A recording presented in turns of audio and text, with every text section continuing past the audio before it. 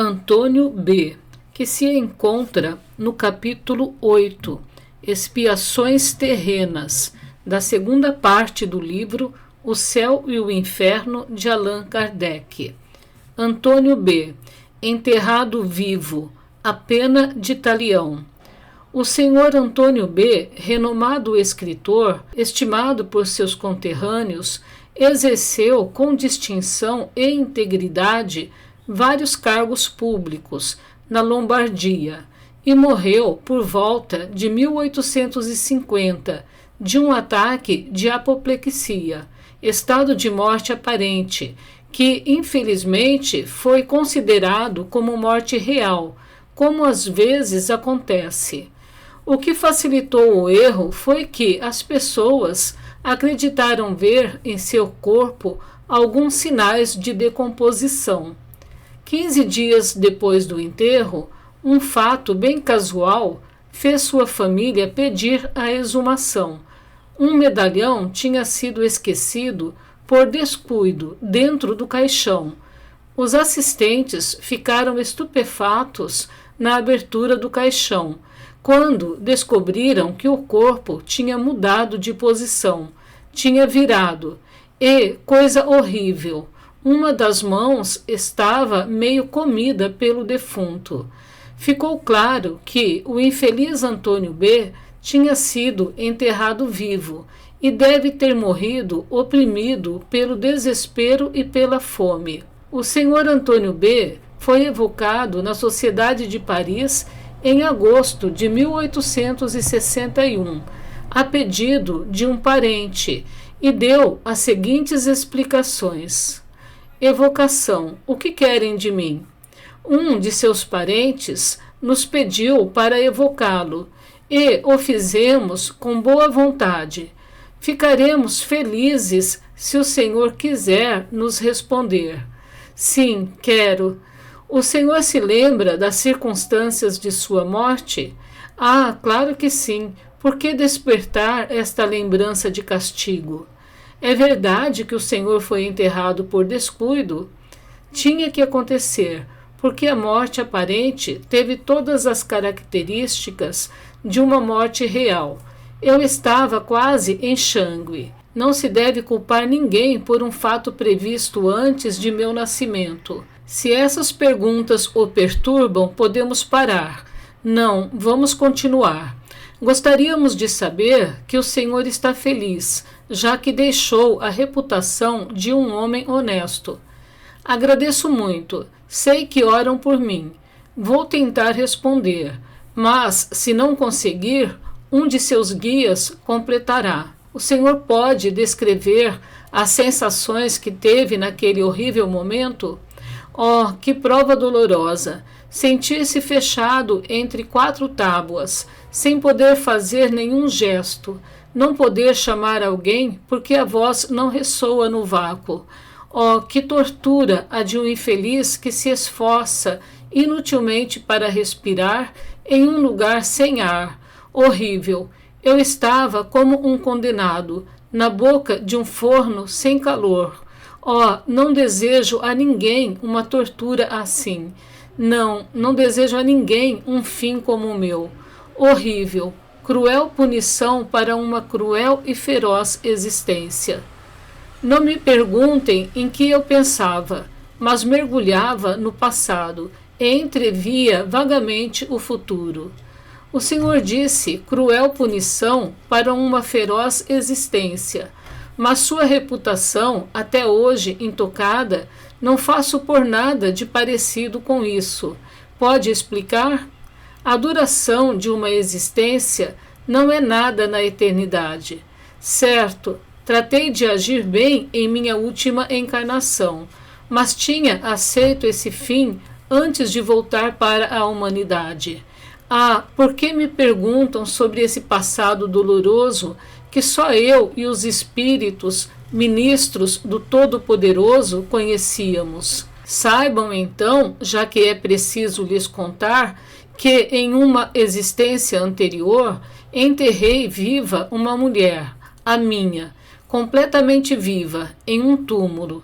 É a pena de Talião, que que devia me ser aplicada, dente por dente, olho por olho.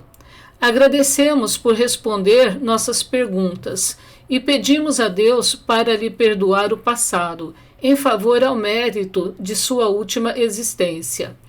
Voltarei mais tarde. O espírito de Erasto quer completar minha comunicação. O guia do médium. O ensinamento que vocês devem apreender é que todas suas existências estão ligadas entre si e que nenhuma é independente das outras. Os tormentos, as lutas, as grandes dores que atingem os homens são sempre as consequências de uma vida anterior criminosa ou mal empregada. Entretanto, devo lhes dizer que fins parecidos com o de Antônio B.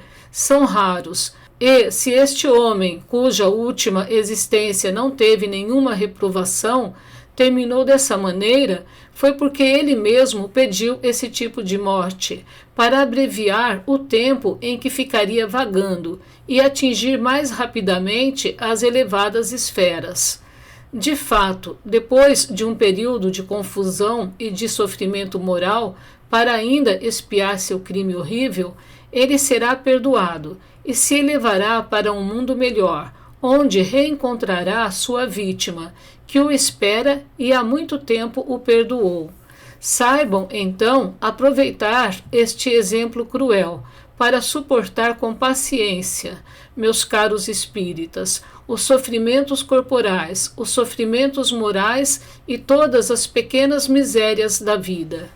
Que proveito a humanidade pode tirar de semelhantes punições? Os castigos não existem para desenvolver a humanidade, mas para punir o indivíduo culpado. De fato, a humanidade não tem qualquer interesse em ver sofrer um dos seus. Aqui, a punição foi apropriada à falta. Porque há loucos, idiotas, paralíticos? Porque morrem estes queimados, enquanto aqueles padecem as torturas de uma longa agonia entre a vida e a morte? Acreditem, respeitem a soberana vontade e não procurem sondar as razões dos decretos providenciais. Saibam, Deus é justo e sabe muito bem o que faz. Erasto. Não há nesse fato um grande e terrível ensinamento? Desse modo, a justiça de Deus atinge sempre o culpado e, mesmo que algumas vezes seja tardia, não falha nunca. Não é eminentemente moral saber que, se grandes culpados terminam sua existência em paz e muitas vezes na abundância dos bens terrenos, chegará a hora de sua expiação mais cedo ou mais tarde? Penas deste tipo são entendidas não só porque, de alguma maneira, saltam a nossos olhos, mas porque são lógicas. Acredita-se nelas, porque são admissíveis pela razão. Uma existência honrada não livra das provas da vida, porque as pessoas as escolheram ou aceitaram como complemento de expiação.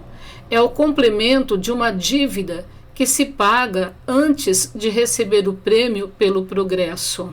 Se a gente considerar como nos séculos passados eram frequentes, mesmo entre as classes mais elevadas e esclarecidas, os atos de barbárie que tanto nos revoltam atualmente, quantas mortes foram cometidas nessas épocas em que se jogava com a vida do semelhante, em que o poderoso esmagava o fraco sem nenhum escrúpulo, se compreenderá bem que, entre os homens de hoje, deve existir aqueles que precisam lavar seu passado.